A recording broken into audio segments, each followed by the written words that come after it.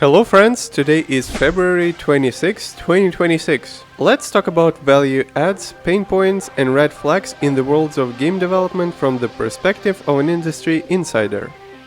To kick things off, let's start with Highguard. Is it actually dead or alive? The short answer is somewhere in between. Since recently the game's website has gone offline and the company decided that it's not even worth to focus on that.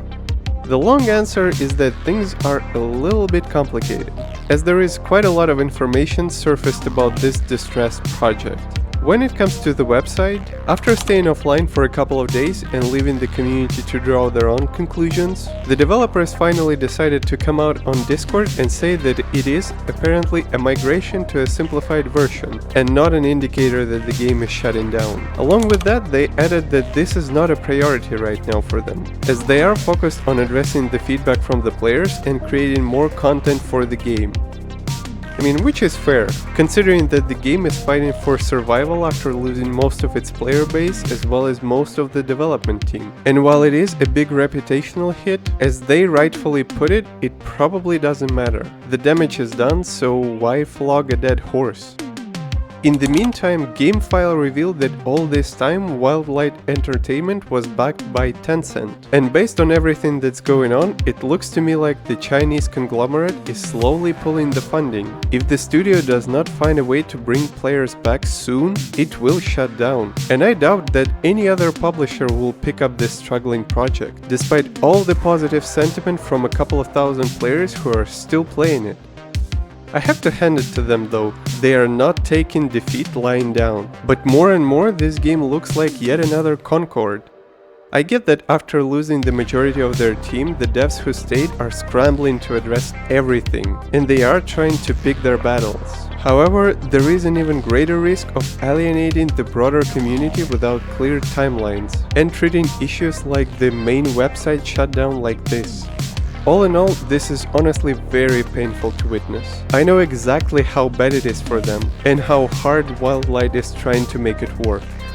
Honestly, after all that, I wouldn't be surprised if in a few weeks we hear about the studio calling it. Even though this project could have probably gotten somewhere if it were just a little bit better. Just a tiny bit.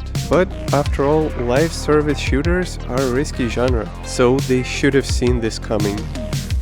Now switching to hardware, RAM shortages just keep getting worse, and they are hitting the console market hard, as recent reports suggest that Sony is considering pushing the next-gen launch to as far as 2029. Historically, Sony has been releasing a new generation console every 6 to 7 years. PS5 was released in 2020, so the next year was supposed to be the one where we got a new console. But according to Bloomberg, the ongoing RAM crisis is becoming worse by the month, fueled by the continued growth of AI, and every company is trying to navigate around it right now. While there is no official confirmation from Sony, it becomes clear that it will be a while before we see a PS6. The same report also suggests that Nintendo is considering a price increase for Switch 2, despite saying earlier that they have no such plans, and that the current RAM crisis has quote-unquote no immediate impact on earnings. To be fair, Nintendo did say that the situation is volatile and this statement might be a subject to change, which seems to be the case right now, or will be the case in a short while. From what I can tell, if this shift is true, it may have both positive and negative consequences for Sony. On one hand, the longer the company delays the production of new consoles, the more time the RAM market has to stabilize. And hey, maybe even enough time for this AI bubble burst. But what if other console manufacturers will not wait? Delaying PS6 beyond competitor launches could hurt the demand later down the line, as people who are looking for next-gen performance would already be set. Of course, Microsoft and other manufacturers are yet to address the next-gen as well, so as long as they don't release anything, Sony might be in good shape. Also, the longer a console stays on the market, the better it becomes, so maybe we'll be alright after all. I'm sure that all the platforms will continue to be enhanced before the next gen arrives. What are your thoughts on the RAM shortages? Also, quick thing, if you don't know who I am, my name is Alex, I'm a game producer and I'm here to help you get caught up on everything that's going on in the video game industry. And now more on the RAM and specifically handheld situation. Valve is also affected by the global shortage and confirmed recently that their console is sold out in the US and Canada, and probably a couple of other markets, without providing any timelines on when the situation will improve. With all these supply chain disruptions, the company said that the OLED version of the Steam Deck may be out of stock on and off, depending on the situation with RAM and SSDs. But the Steam Deck LCD is no longer in production, and once sold out will no longer be available. The current hardware situation also brings into question the devices that are yet to hit the market, like the Steam Machine and the rest of the recently announced lineup. If component scarcity persists, Valve may face pricing decisions that could delay launches, compress margins, or limit the inventory, none of which sounds good. And this is something that's already been worked on at Valve based on a recently released FAQ. TLDR, while the plan to release all the hardware during the first half of 2026 remains unchanged, the company is still not ready to announce any prices or release dates. Talk about the timing, am I right? Global chip shortage just when several big companies are either announcing their new products or planning to do that. And while there are some alternatives right now if you want to buy yourself a handheld, for example the Xbox Ally is still in stock, how long until everything disappears from the shelves or costs an arm and a leg? Probably the best plan is to hold off on any purchases and wait till the industry figures itself out. Now switching back to games, new God of War game is officially the worst one in the history of the franchise. Sons of Sparta was announced and released some time ago with the announcement of the remake of the original trilogy, and it was the first attempt to pivot to 2D Metroidvania that did not go so well.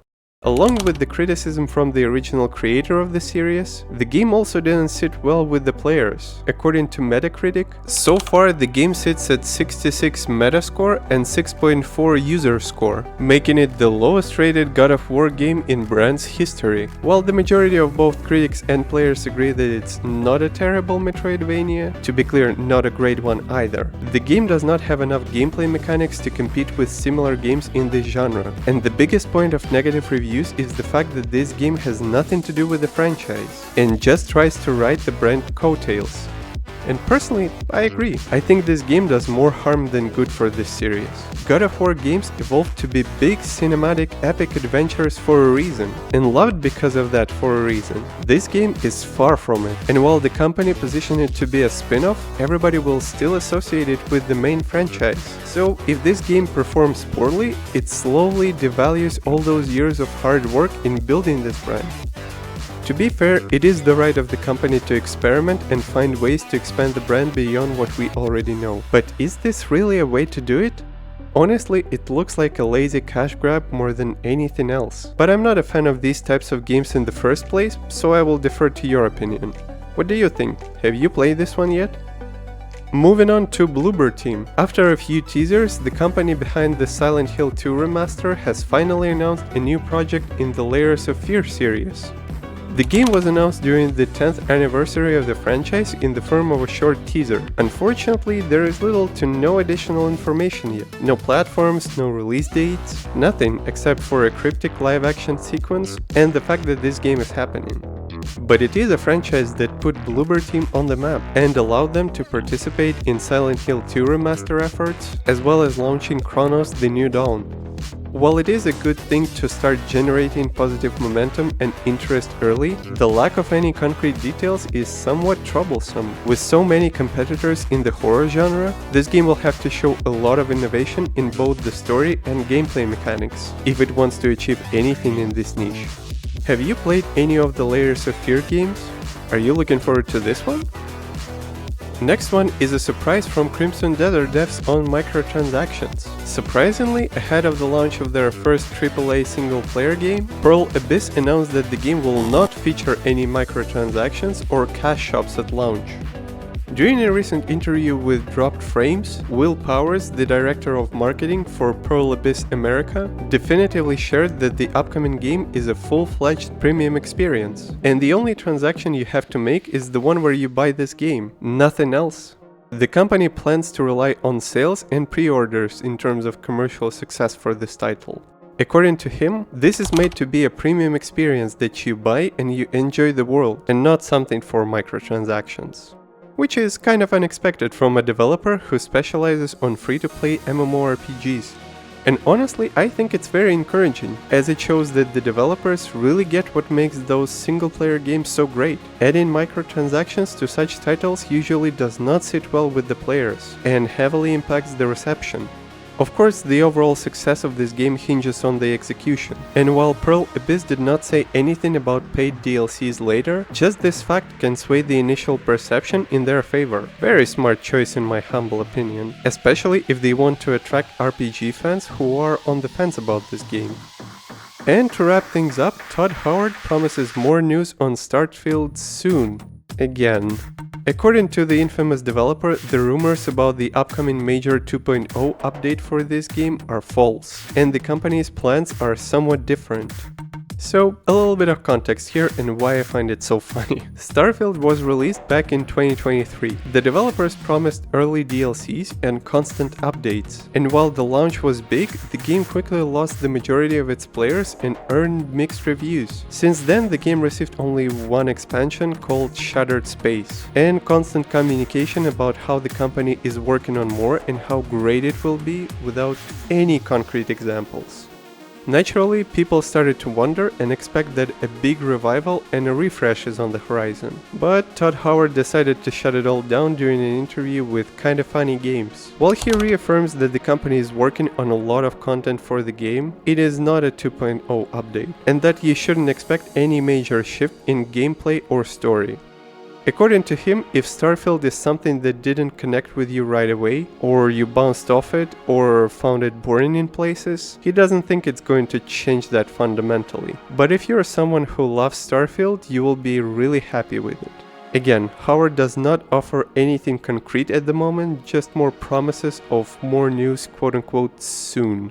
And while I respect them for shutting down rumors right away, I find this whole thing highly hilarious. I can't count all the times I've read about how much Todd Howard praises this game, how much stuff they're working on and how great it will be. But so far, it's a zero-sum game, more promises for the sake of promises. Meanwhile, only a little over 3,000 people are playing this game daily according to Steam charts. In comparison, there are more than 25,000 players playing Skyrim right now, more than 20,000 playing Fallout 76, and over 34,000 playing Fallout 4. I mean, talk about wrong prioritization. I understand that letting go is hard, and standing by the product they've spent years developing is important, but come on guys. I think this game is way past the point of being any more successful than it is today. Looks like it's just slowly turning into a joke. Is there anybody who's actually looking forward to more Starfield content? And that's all I have for you today, friends. As usual, if you want to know more, all links are in the description. And of course, clicking the like button helps this channel and brings you more and more interesting news each week. Subscribe if you're new, as I put out new videos every week. Thank you for making it this far. Have a great rest of the day, and that's Alex signing off for now. Cheers!